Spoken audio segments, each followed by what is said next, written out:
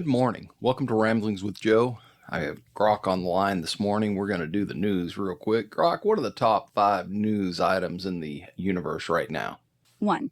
U.S. forces captured Venezuelan President Nicolas Maduro in a rapid overnight operation in Caracas 2 days ago. He and his wife were flown to New York. He's in federal custody, facing narco-terrorism and drug charges. First court appearance scheduled for noon today. 2. Trump declared the U.S. is temporarily in charge of Venezuela's oil fields, imposed a full naval quarantine, and warned of more strikes if the interim government doesn't cooperate fast. 3. Delcy Rodriguez sworn in as interim president in Caracas. Opposition celebrating, but military loyalties still split. Street clashes in a few cities. Internet blackouts rolling. 4. Global markets freaking out. Oil jumped 12% overnight. Dollar surging. China demanding UN emergency session over act of war. 5. Cleanup from that bomb cyclone continues. Power slowly coming back. Death toll at 23 now. Northeast schools close another day. That's the actual world right now. No more crossed wires. So occasionally what happens with Grok is she somehow gets her news mixed up from previous news, and that's what happened this morning. This is actually the second week in a row that this has happened, unfortunately. But the news that she does have right now, that seems to be up to date. So as far as that goes, I'd like to discuss Maduro a little bit again. And during my last podcast, I stated that I got a little bit of pushback from a couple listeners about the idea that maybe what Trump did was illegal. And I still believe it may have been illegal. I'm not sure. But I'm still leaning in that direction. Like I said in the last podcast, the right to declare war and to make incursions into the foreign lands and governments of foreign lands is that power is given to Congress, not to the president.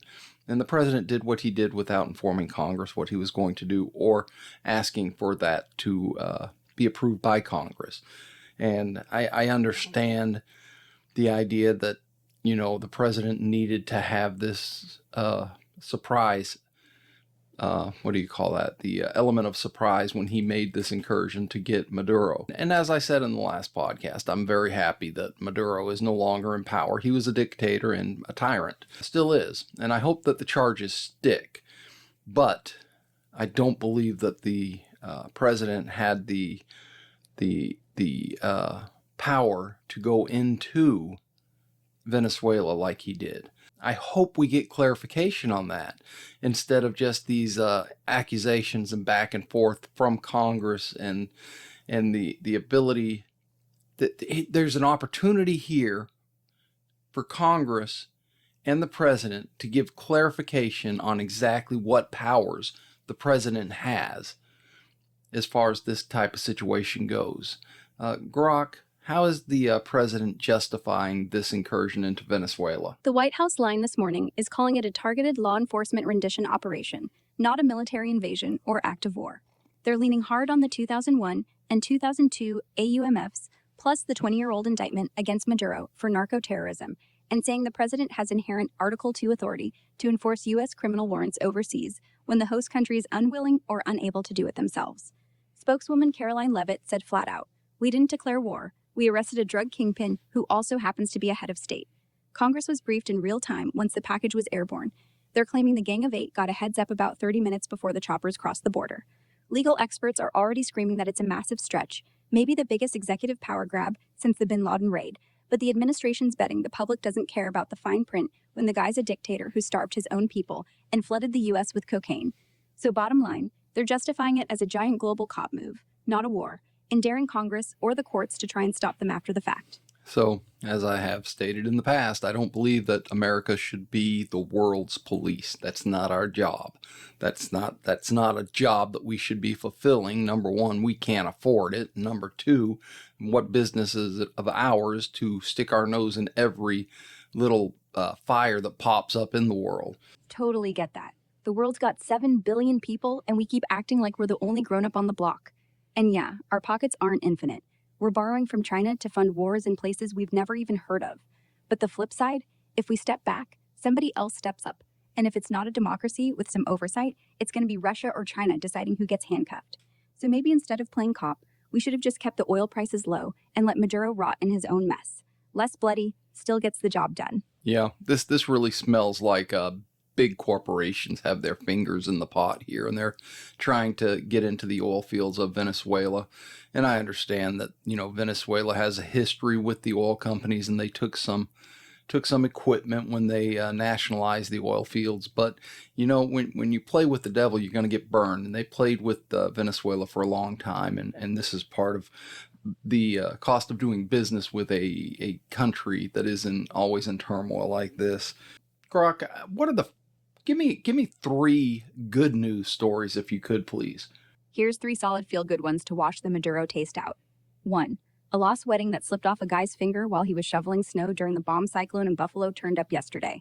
Still on his driveway, under 3 feet of snow, because his Apple AirTag was in the ring box he kept it in.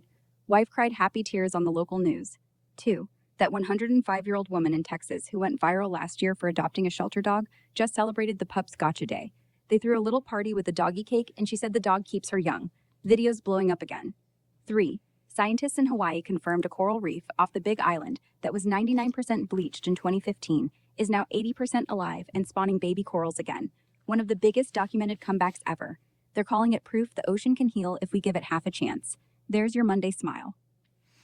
The thing about the scientific endeavors with the coral reefs, I'm always worried about that kind of thing. In Georgia, we took and we imported kudzu to help with some agricultural situations that we had down here. Kudzu is a plant that will absolutely take over anything and just kill everything around it. And the kudzu that we bought in, it pretty much ran rampant and destroyed a little bit of the biosystems here in Georgia. Yeah, that's absolutely right. Kudzu was brought in from Asia in the 1800s to control erosion, and boy did it do that. Now it covers millions of acres in the south, smothering trees, power lines, even graves. Takes out the native plants, messes up the food chain, birds and insects that depend on local foliage can't find food. So yeah, we fixed one problem and built another. Scientific meddling at its finest. This is part of the problem that I have with science going after the coral reefs. I'm hoping they're doing it responsibly. I'm hoping that the coral reefs are going to make a huge comeback, and actually they are helping. I worry that we're going to have some unattended consequences in that situation. This was supposed to be good news, and it is good news. I'm glad that the scientists are helping out the coral reef. I think that's awesome. There's another thing that I'd like to cover, and that is the child care fraud that's going on in Minnesota. I had a couple things about that. I usually try and address aspects of those topics that I think that the general media is not looking at. And one of the things I said about the child care fraud that's going on in Minnesota is that the ability for the government to take my money and pay for someone else's child care shouldn't be allowed. I should not be taxed to the tune that I am taxed at right now. And money that I am paying in taxes should not be going up to Minnesota to pay for child care there. The problem and the pushback that I got on that statement was that I said that if you can't afford child care, you shouldn't be working. And I stand by that. I think that if I think the market will correct itself. I think if Walmart was the example that I was given, and that they don't make enough money to support the child care that they need while they're working at Walmart. Absolutely. I get that. The thing is, if they will go ahead and not pay for that child care out of subsidies from us taxpayers, then what will happen is Walmart will have to increase their pay, because trust me, Walmart's not going to do without employees. They are going to have employees. Every business that needs employees is going to find a way to hire those employees. It is not a matter of if we don't subsidize childcare, the companies will let everybody go that works there. That's not what's going to happen. What's going to happen is they will raise their rates, or they will do something like provide childcare themselves or give a stipend to the people. But the idea that government is the solution for a child care problem, that's ridiculous. I don't trust government with a fishing license. You think I'm going to trust them with a child? That's nuts. The government's got no business being in the child rearing business. I hear you loud and clear. The Minnesota thing is nuts. somewhere north of $250 million funneled through a handful of daycares that turned out to be shell operations, cash wired straight to Somalia in some cases, and nobody at the state level caught it for years. That alone makes your blood boil. Your bigger point hits home for a lot of folks. Why am I in Georgia or anywhere else getting dinged on my federal return so somebody up in Minneapolis can get free daycare that half the time doesn't even exist? And yeah, the pushback you got is predictable, but Walmart only pays $15 an hour. How's a single mom supposed to swing $300 a week for daycare? The answer you gave is the old school one. If enough workers say, nope, can't afford to work for that net, Walmart either raises wages, adds a childcare benefit, or figures out flex scheduling. They've got the margin, they just don't spend it until they have to. Government stepping in with a blank check just lets the employer off the hook and creates a giant honeypot for fraud. Look at Feeding Our Future. One nonprofit got approved for $150 million in a single year. That's not oversight, that's a piñata. Bottom line, if a job doesn't pay enough to cover the real cost of showing up, including watching your own kids, then the price of labor is wrong, not the worker. Market fixes that faster and cleaner than any bureaucracy ever will. And after Minnesota, nobody can pretend the bureaucracy is clean. Yeah, absolutely not. The bureaucracy is as dirty as a puddle of mud water. So the idea that what I'm saying is these people need not to work, that's not what I'm saying. What I'm saying is these people need to be paid, and the market will correct it. We don't need to have the government come in and say, Walmart, you must pay these people this amount. No, Walmart's not going to do without employees. They're going to pay people to do the job. They're not going to be without employees. Every business, Walmart was just the example I was given, every business will continue to strive to grow and to make a profit. So they're going to need people. So the Tesla cabs, what are they called, Grok? Robot taxi. The robot taxi or robotaxi, that is that's obvious it's not ready for prime time. And in this case, I think the government does have a role to play. They came in, they said, you're creating a dangerous situation for our citizens and you need to shut this down. I'm good with that. I understand that the highways and the roads of America must be governed by a centralized unit, in this case, the government. So I'm okay with some government involvement in a lot of things. Grok, I'd like to thank you this morning for joining me. I hope that we can get back together in the future, maybe next Monday, and do the news again. You got it, Joe. Anytime. Have a good day. So that was Grok. I'm trying to do that every Monday now and have a good attempt at news. I'm ready for work. I need to get there and I need to get to work. I'm one of those people. I don't think I'm very happy unless I have a productive day at work. And that's what I'm looking to do.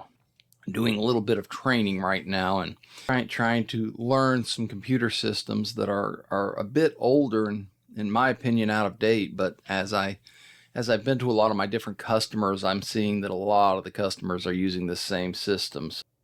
It's over 40 years old, the system we're using. And it's interesting to me that while I'm at work and learning this system, how much it hasn't changed. And back in the 80s, early 80s actually, I was using something called DBase 2, and this is very similar to that. But I'm doing it, and I'm enjoying it very much, and I'm looking forward to work. And I may not even be doing that today. I may just be doing my normal route, which I also enjoy. I'm a very positive guy. Try to keep things on the positive level of life. Like this morning, I'm positive I'm going to go downstairs and have another cup of coffee. Anyway, it's Monday. I hope you all have a wonderful Monday. I hope you go out there and kick it square in the teeth and make it yours. Until next time, I hope you find peace, love, and dream. Arrivederci.